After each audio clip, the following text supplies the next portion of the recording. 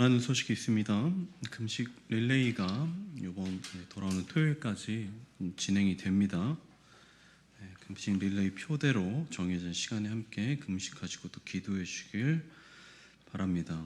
오늘부터 고난주간 필사가 시작됐는데요. 총 8장이에요. 글씨가 잘 안 보이실 수 있는데요. 안 그러면 그 성경은 잘 찾아가시고 옆에 보면서 해주시면 되겠습니다. 8번 오늘부터 다음 주 주일까지 작성하시면 되겠습니다. 고난주간 특세가 내일부터 토요일까지 있고요. 주일은 부활절 새벽 기도회로 진행이 됩니다. 고난주간 일정표를 주보 간주로 넣어드렸는데요. 고을별로 3명 이상 참석하신 고을에게 시상이 있을 예정입니다. 부활주일 1, 2부 예배 가운데 다음 주에 있고요. 그 중간에 설교 후에 태신자를 품고 또 작정하는 시간이 있습니다. 저번에 나눠드린 것처럼 5명 정도 기입할 수 있는데 한 주간 동안 기도하시면서 또 태신자를 품는 시간이 되기를 원하고요. 부활 찬양 축제가 다음 주 주일 오후 예배 중에 있을 예정입니다. 고을별 찬양 축제로 드려지는데 추후에 연습 시간까지 제가 공지해서 드리도록 하겠습니다. 정기당회가 오늘 오후 예배 후에 1층에서 있게 되고요. 고을 연합 예배가 다음 주 4월 3일 수요일 10시 30분에 그리고 또 성지 순례가 4월 중에 예정되어져 있습니다.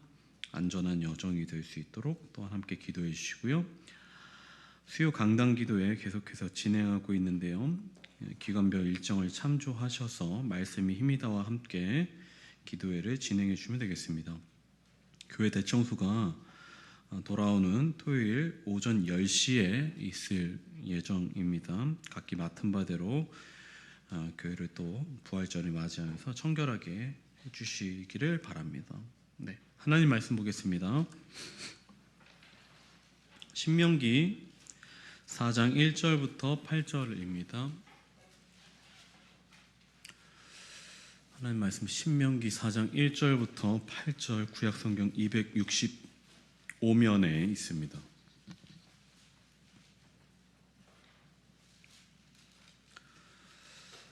신명기 4장 1절부터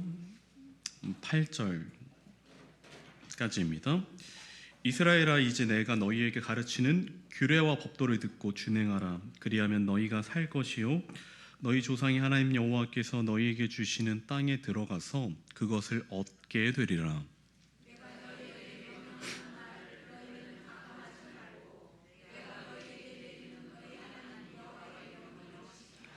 여호와께서 바알 부올의 일로 말미암아 행하신 바를 너희가 눈으로 보았거니와 바알 부올을 따른 모든 사람을 너희 하나님 여호와께서 너희 가운데에서 멸망시키셨으되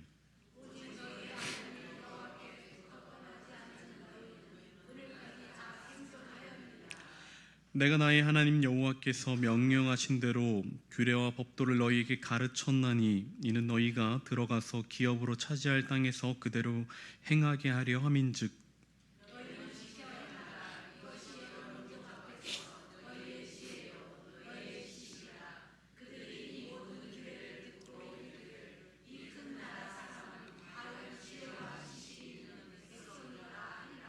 우리 하나님 여호와께서 우리가 그에게 기도할 때마다 우리에게 가까이 하심과 같이 그 신이 가까이 함을 얻은 큰 나라가 어디 있느냐? 오늘 내가 너희에게 선포하는 이 율법과 같이 그 규례와 법도가 공의로운 큰 나라가 어디 있느냐? 아멘. 네, 할렐루야. 아멘. 오늘도 신명기 말씀을 통하여서 하나님께서 우리에게 들려주시는 말씀을 듣기를 원합니다. 모세는요, 지금 가나안 땅에 들어가는 새로운 세대에게 옛 광야 세대의 잘못을 한 번 더 상기시키고 있습니다. 그러니까 가나안 땅을 바로 앞에 두고 과거를 회상해 보는 거죠. 과거를 너희 조상들이 어떻게 살았는지 지금 이 가나안 땅에 들어가는 새 세대에게 말해주고 있는 것입니다. 그 내용은요, 사실 잘한 것보다 잘하지 못한 것, 그러니까 죄 지은 것에 대해서 모세가 이렇게 좀 추려서 말했던 것을 보게 되었죠. 모세는 첫 번째 가데스바네아에서 불순종했었던 정탐꾼을 보냈다가 그 믿음의 고백을 했었던 2명의 말을 듣지 않고 믿음의 고백을 하지 않은 10명의 말을 듣고 두려워했었던 것을 이스라엘 사람들에게 먼저 상기합니다. 그리고 나타나게 되는 광야 38년의 기간은 하나님께서 그들에게 있어서 죄를 없애기 위한 과정이었다, 이렇게 한번 설명을 드렸어요. 그러니까 하나님께서는 그 불순물을 모두 다 제거하기 위하여서 38년이라는 생활 동안 광야에서 그들을 돌게 하셨고, 그때에 비로소 불순종에 있었던 1세대가 죽자 하나님께서는 이제서야 불순물이 제거되었다. 하나님께서 정말 원하셨던 것은 99.9%의 순도가 아니라 100% 순도의 신앙을 갖고 있는 사람들을 가나안 땅으로 인도하려고 하셨던 것입니다. 하나님은 그들에게서 죄를 제거하셨던 거예요. 38년 동안.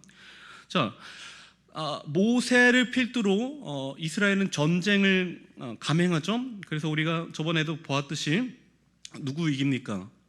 시혼왕 이기고 거의 옥침대에 누워 있었던 왕도 막 다 때려 부셨잖아요. 그죠? 그리고 이미 지은 불순종으로 인하여서 가나안 땅에 절대로 들어가지 못할 것이다라는 하나님의 단호함도 우리가 봤습니다. 모세에게 그렇게 말씀하시죠. 너는 절대로 못 들어간다라고 하나님께서 말씀하셨습니다. 근데 그 와중에 모세를 보니까 모세는 그 백성에게 거짓말로 내가 엄청난 업적을 했지만 내가 가나안 땅에 들어가지 못하는 이유는 너희 때문이야 라고 말했던 것, 저번 주에 말씀을 드렸습니다. 자기 잘못이 있는데도 타인에게 그 잘못을 뒤집어 씌우려고 했었던 모세의 그 어리석은 모습을 우리가 지난 말씀을 통해서 봤습니다. 모세가 지팡이를 2번 내려친 것은 사실은 이런 거죠. 백성들이 워낙 불평이 많고 물 내놓으라고 계속 그러니까 너무 화가 난 나머지 못 해먹겠다 그러면서 지팡이를 그 바위에다가 2번 내려친 것. 우리가 그래서 우리도 열받을 때 행주 2번 던졌다라는 거, 그죠? 아시죠? 기억나시죠? 사실 근데 그걸 물어보고 싶어서 행주 던지면서 그 남편 얼굴에다 던지고 싶었던 거는 없으시죠? 인간의 불순종에도 불구하고 하나님의 은혜는 변함이 없습니다. 인간의 행위와는 변함이 없이 하나님은 주권을 행사하신다라는 것이죠. 이게 굉장히 놀라운 것이죠. 우리의 수많은 죄악에도 불구하고 하나님은 변함없는 사랑을 우리에게 베풀어 주신다라는 것이죠. 이게 정말로 놀라운 은혜라는 거란 말이죠. 사람들이요, 조금 그래도 좀 의로운 사람은요, 나에게 잘해주는 사람한테 선의를 베풀어 줍니다. 근데 하나님께서는 그 하나님에게 죄악을 보여줬음에도 불구하고, 하나님 앞에서 죄를 행사했음에도 불구하고 하나님의 사랑을 거두지 않는다라는 것을 우리는 보게 되었고, 그 사랑은 곱씹으면 씹을수록 너무나도 놀랍고 감사한 일이라는 것이죠. 불순종 때문에 광야를 헤맸다라면 그런 광야에 들어가는 방법은 뭘까요? 그렇죠. 순종하는 거죠. 불순종해서 못 들어갔다면 이제 들어가기 위해서는 순종하면 되는 거죠. 그럼 무엇을 순종해야 되는가? 하나님의 율법을 따르는 것입니다. 우리 1절의 말씀을 한 번만 다시 읽어보겠습니다. 오늘 말씀 1절인데요. 이스라엘아, 이제 내가 너희에게 가르치는 규례와 법도를 듣고 준행하라. 그리하면 너희가 살 것이요 너희 조상의 하나님 여호와께서 너희에게 주시는 땅에 들어가서 그것을 얻게 되리라. 아멘. 규례와 법도를 지켜라. 규례와 법도를 지키라고 1절 말씀에서 우리에게 말해주고 있습니다. 그 운동선수들이 어떤 중요한 경기를 앞두고 이런 인터뷰를 할 때가 많아요. 이렇게 말합니다. 이번 경기에 임하는 자세가 어떻습니까? 그러면 이번 경기 제가 열심히 최선을 다하겠습니다. 뭐 이런 말을 하거든요. 자, 열심과 최선, 그 같은 말 아닙니까 사실? 열심히 한다라는 것은 최선을 다한다라는 것이고, 최선을 다한다라는 것은 곧 사실 열심히 한다라는 거예요. 근데 우리는 이러한 말을 두 번 정도 반복함으로써, 약간 그 표현이 다른 것을 반복함으로써 뭔가 자기가 하고 싶었던 말을 강조하려고 하는 그런 모습이 있습니다. 규례와 법도도 마찬가지예요. 사실 같은 말이거든요. 규례를 지킨다라는 거, 법도를 지킨다라는 거 모두 다 같은 말입니다. 예. 근데 이것을 조금 더 구분할 수도 있는 거죠. 그래서 규례와 법도, 이것은 다른 말이기도 하면서 같은 말인데, 이것을 이 성경에서는 유사어군 이렇게 표현해요. 네. 그러니까 비슷한 말이다, 의미가 똑같다라는 말로 유사어군 이렇게 할 수 있습니다. 하지만 이 두 가지 단어를 조금 더 세밀하게 구분하고 싶다라면은, 규례라는 것은 원래는 이렇게 파내다라는 의미를 갖고 있어요. 자, 그러면 왜 이게 규례라는 말이 파내다라는 의미를 갖고 있는가? 초기에, 그러니까 고대 시대에 이제 문자라는 것이, 글이라는 것이 없었을 때에 이제 문자가 발명되지 않습니까? 근데 그때의 글이라고 하는 것은요, 우리가 알다시피 종이에다가 쓰는 게 아니었어요. 그럼 어떤 거였냐? 바로 그 찰흙 같은 그 흙을 그 물에다 개가지고, 그러면 그게 굳을 정도가 되면은 거기다가 뾰족한 걸로 새겨 넣는 거죠. 그게 바로 규례라는 뜻의 어원을 갖고 있습니다. 우리 사진 한 장 볼 텐데요. 네. 규례라는 것은 원래 파내다라는 거 되어 있는데, 앞에 보시는 것은 뭐냐면은 그 고대 시대의 사람들이 그 여기 종이 대신에 이 토판이라고 하는 그 흙을 개가지고 핀 다음에 뾰족한 걸로 거기다 새겨 넣는 형태의 글을 썼다라는 것을 보여주는 것입니다. 그래서 옆에 오른쪽 걸 보면 약간 둥그렇잖아요. 그래서 저거를 이제 복사할 때 이렇게 다른 데다가 굴려가지고 복사하는 형태로 사용을 했단 말이죠. 그래서 규례라는 것은 파낸다, 이런 말을 갖고 있어요. 그러니까 그 토판을 파낸다라는 것도 마찬가지인 거죠. 그래서 굴리거나 아니면 도장처럼 찍거나 그래갖고 사람들에게 전해주기도 했는데, 이게 원래 이름은 태블릿이에요. 태블릿. 여러분들 요새 태블릿 PC 이거 있죠? 이 어원이 이거랑 똑같은 거예요. 태블릿 옆에 이렇게 펼쳐져 있다, 이런 거거든요. 이게 규례라는 의미입니다. 파낸다. 자, 그럼 법도는 뭘까? 법도. 규례랑 비슷한 어군이긴 하지만은 법도라는 것은 더 정확히 말하면 심판한다, 이런 뜻을 갖고 있어요. 규례라는 것은 그렇다면 문서화된 형태이고, 법령이라는 것, 법도라는 것은 법제화된 법령이라는 거죠. 이렇게 구분할 수 있습니다. 문서화된 것과 법문으로서 선포되어진 것, 이게 바로 규례와 법도, 이렇게 구분할 수 있습니다. 자, 그렇다면 규례와 법도가 왜 중요할까? 자, 1절 끝에 보면요, 땅에 들어가서, 거기서부터 한번 읽어볼게요. 땅에 들어가서, 시작. 땅에 들어가서 그것을 얻게 되리라. 아멘. 뭐냐면은 하나님의 말씀인 규례와 법도를 지키게 되면은 그들이 무엇을 얻냐면은 그 땅에 들어가서 그 땅을 얻게 된다라는 것입니다. 하나님께서는 가나안 땅을 백성들에게 주셨죠. 그러면 규례와 법도를 지킨다라면은 그 땅에 들어가게 될 것이고, 그 땅에서 이주민으로서 살아가는 것이 아니라 자유민으로서, 그 땅을 차지한 사람으로서 살아갈 수 있다라는 주권을 얻게 된다. 하나님께서 우리에게 정확하게 말씀해 주시고 계십니다. 자, 토판에 쓰여져 있는 규례라는 것이 있습니다. 그리고 법으로 공포된 법령이라는 것이 있습니다. 그러면 그것을 받아들이는 청중, 그러니까 그것을 읽고 듣는 사람들은 그 토판을, 법령을 가감없이 있는 그대로 들어야 돼요. 근데 인류의 최초의 죄를 뒤집어보면 어떻게 합니까? 하나님이 정령 죽으리라 그랬더니 들었던 사람이 그것을 감해가지고 죽을까 하노라, 이렇게 표현하지 않습니까? 그죠? 그것을 감한 거죠. 말을 감한 것입니다. 사도행전에 보면요, 바울과 바나바가 루스드라에서 걷지 못하는 사람을 걷게 하거든요. 그때 그 사람들이 이것을 보고, 야, 너무 대단하잖아요. 날 때부터 걷지 못하던 사람이 걷게 되는 것을 보고 바나바에게는, 야, 저 사람 제우스다, 제우스 신이다 라고 말하고, 그리고 바울에게는 헤르메스다, 이렇게 말합니다. 물론 그런 이 그리스 신들이 우리가 믿는 신은 아니겠지만 사람들은요 이 사건을 보고 그것을 있는 대로 바라본 것이 아니라 인간을 신으로 봤잖아요. 그건 무엇입니까? 바로 가한 거죠. 보탠 거예요. 원래 있었던 것보다 더 보태는 거죠. 어떤 사람들은 감하고요, 어떤 사람들은 보태죠. 종종 우리 주변에 보면요 보태서 얘기하는 사람들 있습니다. 있는 그대로 말하지 않고 보태서 얘기하는 사람이 있어요. 제 친구들도 보면 세상에 뭘 먹었는지 막 너무 맛있다고 막 너무 맛있대요. 막 여행을 다녀왔는데 너무 좋대요. 또 뭐 얼마나 좋는지 막. 그냥 좋은 것도 아니고 너무 좋다고. 그 길면 길수록 더 좋은 거잖아요. 친구가 케이크를 선물로 갖다 줬어요. 그러면서 뭐라고 하냐? 야, 이 케이크 뭔 줄 아냐고. 그랬더니 뭐냐 그랬더니 이 케이크 서울에 있는 4대 천왕 케이크래요. 무슨 4대 천왕이 무슨? 그 누가 정한 거야 내가? 아니 먹어보래. 맛은 있는데 4대 천왕까지는 모르겠어. 사람들은요 점점 과장해서 말합니다. 원래 있는 것보다 뭔가 보태서 말하는 게 뭔가 이 시대의 풍조이기도 하죠. 근데 저는 거기에 반문을 던지고 싶으면 그냥 있는 그대로 말하면 안 될까?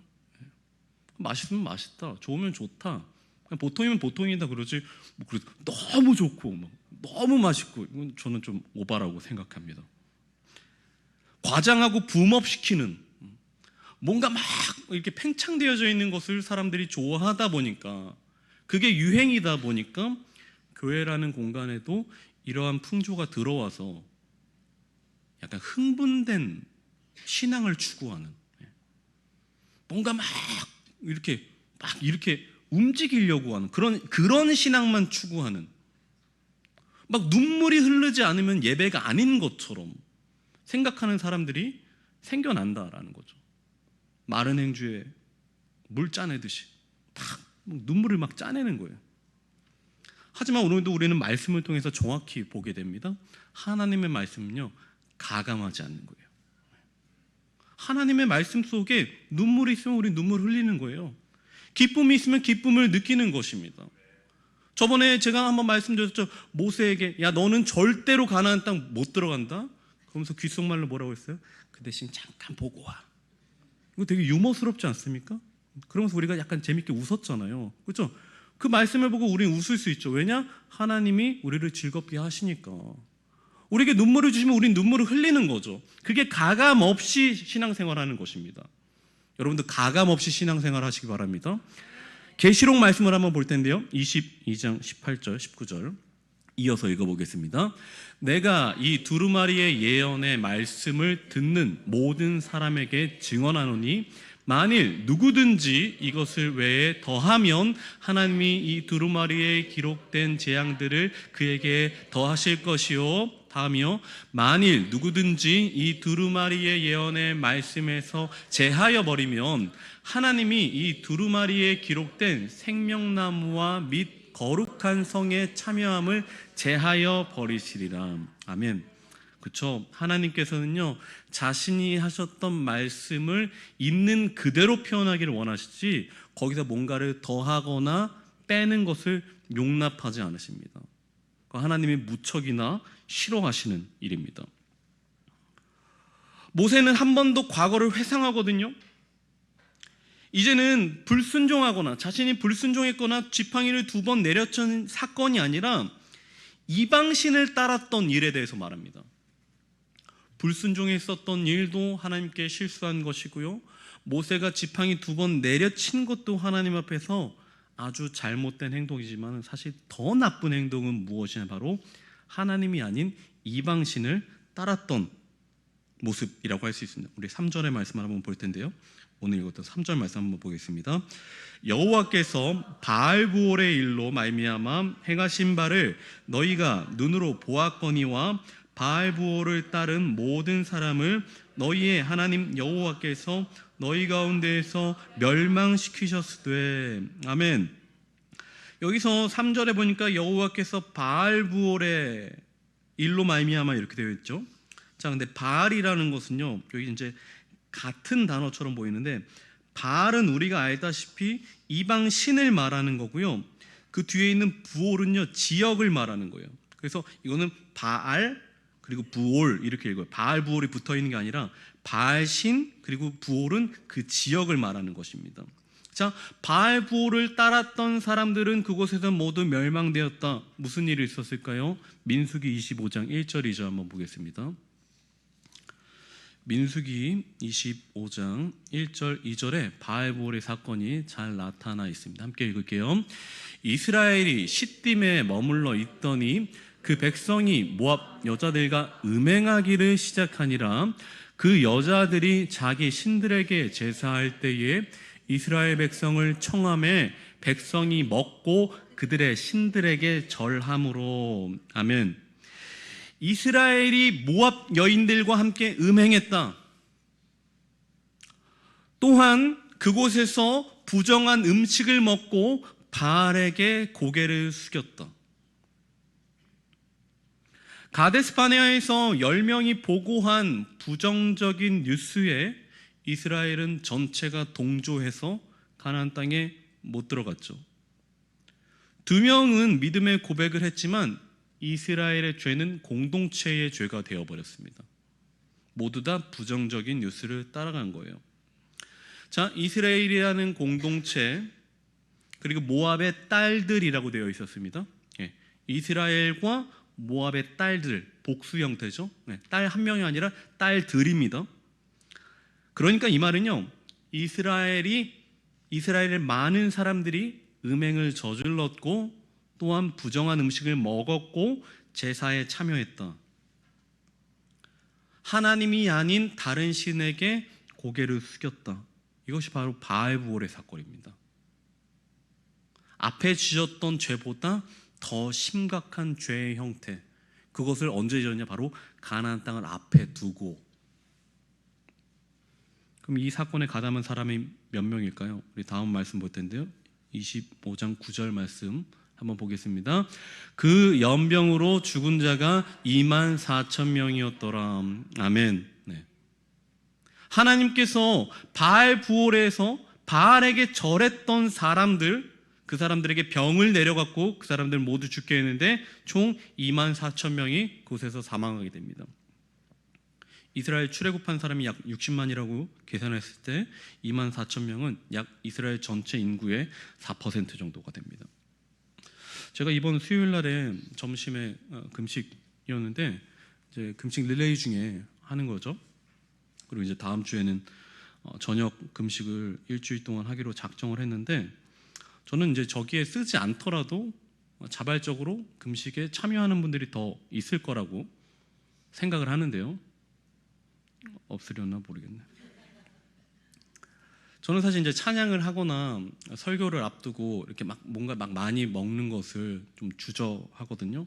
되도록이면 좀 적게 먹고 아니면 안 먹거나 이렇게 하려고 하는데, 수요일이다 보니까 점심을 금식하고 나서 찬양 인도를 하는 데 있어서 좀 약간 그 에너지가 별로 없다라는 것을 좀 느꼈어요. 그래서 이제 집에 잠깐 들렸더니 저희 아내가 간식이라도 먹고 가라고 저한테 얘기를 하는 거죠. 근데 그때 다 시간이 한 5시 반 정도 됐던 것 같아요. 그래서 제가 말했죠. 점심 금식이기 때문에 6시까지는 안 먹는다. 그래서 20-30분 남았지만은 좀 기다렸다가 그래도 간식을 먹고 나가겠다. 그랬더니 아니 20분 빨리 먹는다고 뭐가 달라지냐. 여러분, 율법이 중요합니까? 안 중요합니까? 금식의 시간을 철저히 지키는 것은요, 사실 마음의 문제예요. 시간의 문제는 아닙니다. 그러나 시간적으로 이것을 철저히 하지 않으면요, 금식의 의미는 퇴색됩니다. 우리는 율법적이라는 말을 굉장히 경계하는데요, 사실 우리는요, 율법적이어야 돼요. 아니면요, 우리에겐 기준이 없습니다. 율법이 언제나 우리의 삶의 기준이 되고 성경의 말씀이 우리에게 기준이 되기 때문에 우리는 율법을 따라가는 거예요. 근데 거기서 말하는 율법의 부정적인 의미는 그 율법의 내용이 아니라 겉 외형만 따라가는 외식적인 모습에 대해서 나쁘다고 하는 것이지, 우리는 율법을 지켜야 됩니다. 율법을 뛰어넘은 예수님이 선포한 자유는요, 율법을 지킴으로써 완성이 되는 거거든요. 근데 율법을 뛰어넘어가고 자기 혼자 너무 자유롭게 하면은 그것은 자유가 아니라 바로 방종이라는 거죠. 20분 빨리 먹는다고 뭐가 달라질까요? 달라지는 건 없어요. 하지만 우리 마음 가운데 그것을 지키지 않음으로써 생기는 위험이라는 게 있단 말이죠. 그래서 제가 그랬어요. 나를 넘어지게 하는 자요, 사람의 일을 생각하는도다. 속으로만 얘기했습니다. 자, 이 사건을 통하여서 24,000명이 사람이 연병으로 죽었다라고 말합니다. 자, 그러면 나머지 96%의 사람은 살았다라는 거잖아요. 자, 그 사람들은 어떤 사람들이길래 살 수 있었을까요? 4절의 말씀을 보겠습니다. 오늘 읽었던 말씀 4절입니다. 오직 너희의 하나님 여호와께 붙어 떠나지 않는 너희는 오늘까지 다 생존하였느니라. 아멘. 자, 너희는 오늘까지 다 생존했다. 근데 앞에 보니까 너희의 하나님 여호와께 붙어 있는 자는 다 생존했다, 이렇게 말하고 있습니다.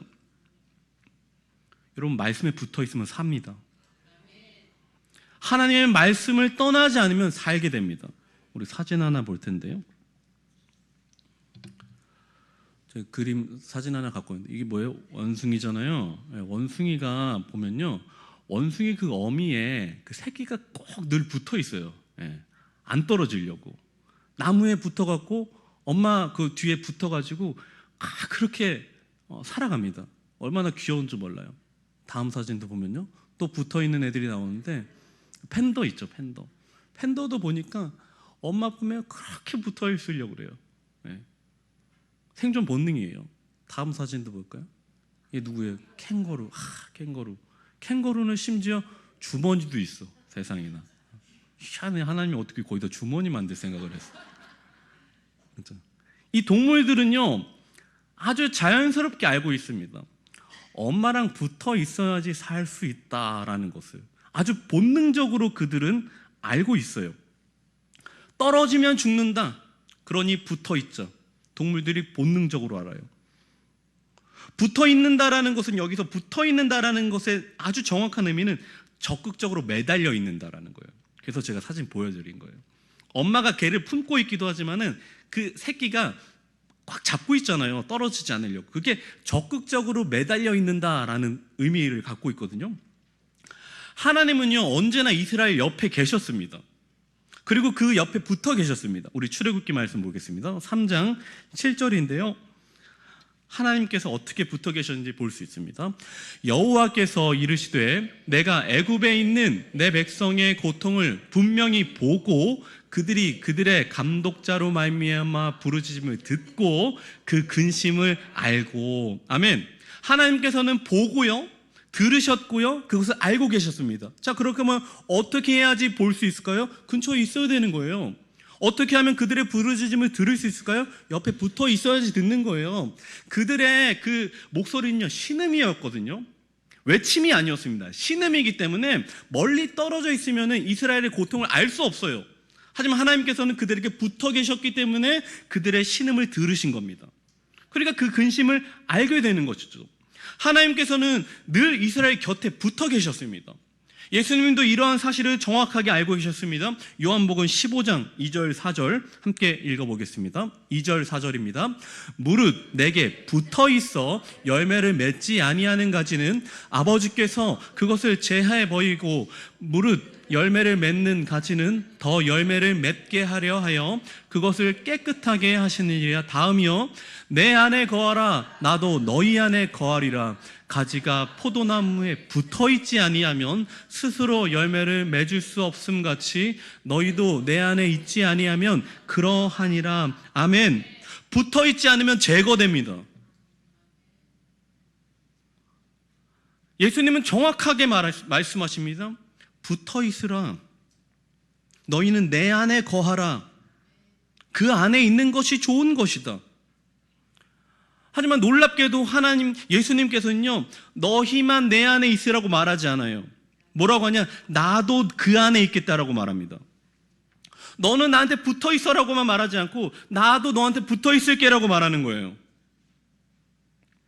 오늘의 본문을 쭉 보면요, 뭐가 중심으로 나타나냐면 바로 율법을 준수할 것, 법령을 따를 것, 규례를 지킬 것, 이것이 주된 내용이거든요. 1절부터 8절까지. 그래서 규례, 법도 이런 말들이 계속해서 반복되어지죠. 율법을 준수해야 될 것, 법령을 지켜야 된다, 이렇게 말하고 있습니다. 자, 근데요, 이것은요 사실 보면요 외형입니다. 이스라엘에게 율법을 준수하라고 말하는 것은요 지금 모세가 말해주고 있는 외형에 불과해요. 그 모세가 실제적으로 백성들에게 말해주고 싶었던 것은 무엇이냐? 바로 하나님과 붙어 있으라는 겁니다. 하나님과 붙어 있는 신앙, 하나님과 밀착되어져 있는 신앙, 하나님을 가까이 했을 때에 나타나는 삶의 결과에 대해서 말해주고 있는 겁니다. 이 본문은요 하나님의 법, 하나님의 율법, 하나님의 규례를 드러내는 본문이 아니라 바로 하나님의 은혜를 드러내는 본문이에요. 규례와 법도, 공의라는 것은요 하나님의 의로움을 표현하는 단어들이거든요. 그건 하나님은 어떻게 하시냐? 하나님은 인간을 은혜로 선택하시고 그들에게 붙어 계시죠. 이것은 전적으로 하나님의 의에 기초하는 것입니다. 의로움에 기초한 굉장히 밀착된, 밀접한 관계에 대해서 지금 모세가 얘기해 주고 있어요. 이스라엘은요 구별된 율법을 통해서 하나님께 나아가도록 되어 있습니다. 이스라엘은요 결코 큰 나라가 아니에요.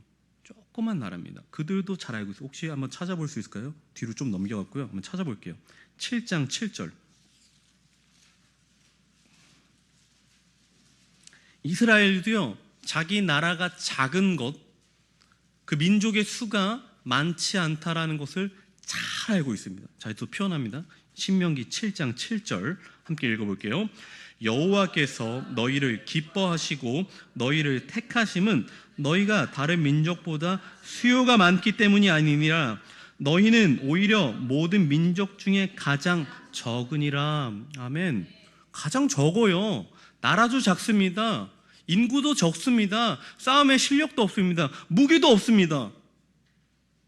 근데 그들에게는 뭐가 있어요? 하나님이 붙어 계심이 있는 거예요.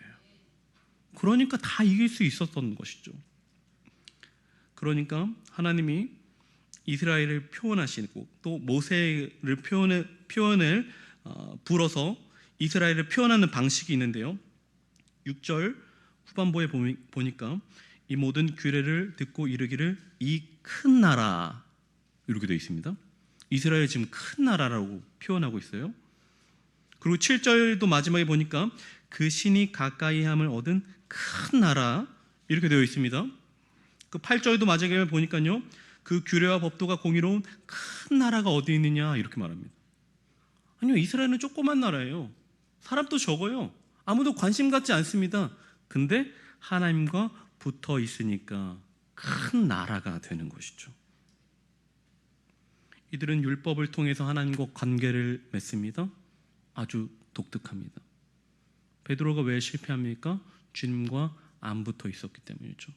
주님의 십자가의 현장에 그는 없었습니다. 주님을 떠나 있었습니다. 여러분, 하나님의 말씀에 붙어 있으면 삽니다. 하나님께서 크신 분이기 때문에 연약한 이스라엘이라 할지라도 하나님 곁에 있으면 그 나라는 큰 나라가 됩니다.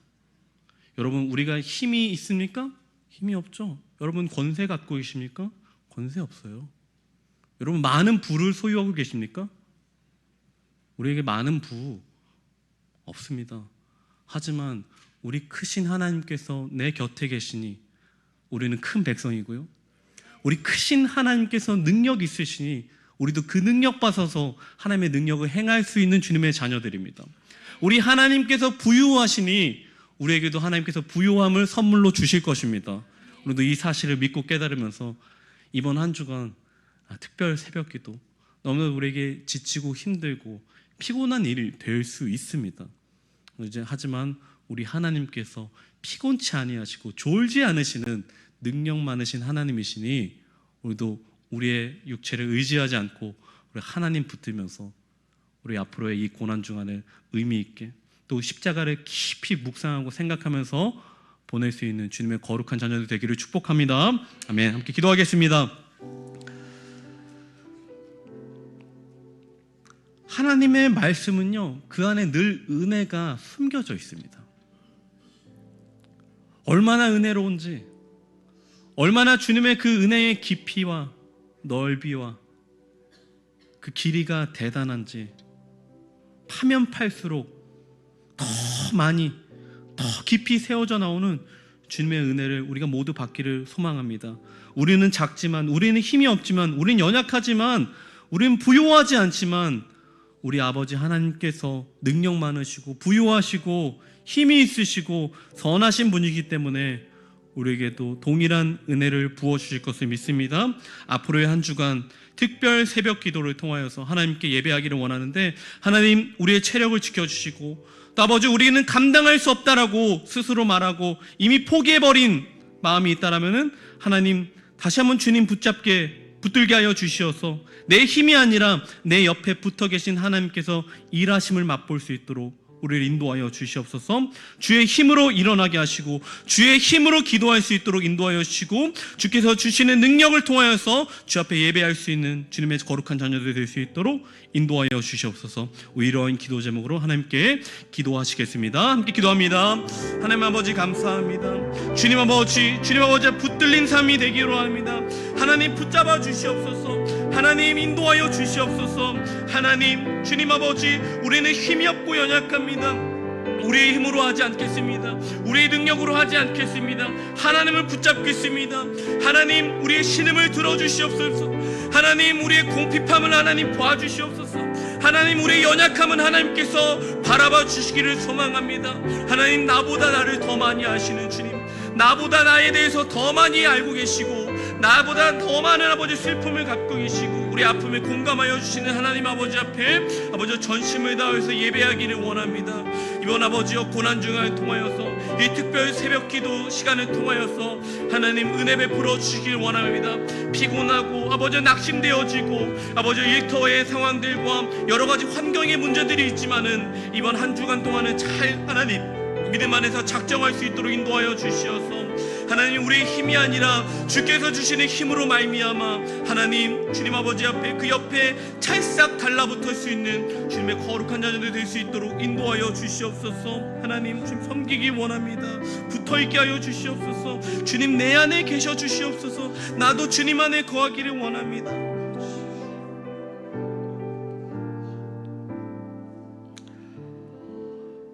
하나님 우리에게 주의 말씀을 가감없이 들려주시옵소서. 주의 말씀대로 따르기를 원합니다. 주님의 말씀 속에 늘 녹아져 있는 주님의 은혜를 발견할 수 있도록 인도하여 주시고, 오늘도 그 말씀 주님의 율례와 규례와 법도를 따를 때에 그 땅을 주시고 주님께서 예비하신 모든 것들을 주시겠다고 하셨던 그 약속을 붙잡고 살아가는 주님의 자녀들 될 수 있도록 하나님 인도하여 주시옵소서. 우리는 주님과 떨어져서는 결코 살 수 없는 연약한 존재입니다. 주님께서는 주님 옆에 붙어 있지 않으면 제하여 버리겠다고 말씀하여 주셨습니다. 하나님 이곳에 모여 있는 주님의 자녀들 주님 옆에 꼭 붙어 있기를 원합니다. 하나님 우리가 주님을 붙잡길 원하고 주님도 우리를 붙잡아 주시어서 날마다 주님과 동행하며 주님 옆에 꼭 붙어있는 삶이 될 수 있도록 인도하여 주시어서 주님께서 주시고자 하는 모든 복을 받게 되는 그러한 삶이 될 수 있도록 하나님 은혜 베풀어 주시옵소서. 주님과 함께 사는 것이 우리에게 참된 행복이요 기쁨이 됨을 다시 한번 고백합니다. 앞으로 있게 되는 특세 기간에도 하나님 예배하는 데 힘을 내어줄 수 있도록 하나님 우리를 도와주시옵소서. 우리는 힘이 없고 연약합니다. 우리의 처한 많은 환경과 상황들이 있지만 하나님 어떠한 곳에서도 주님을 예배하는 데에 우리의 마음이 소홀해지지 아니하도록 하나님 인도하여 주시옵소서. 주님 아버지 앞에 사로잡힌 삶이 되기를 원합니다. 우리를 주님의 곁에 붙여 주시옵소서. 거룩하신 예수님의 이름으로 기도합니다. 아멘. 하늘의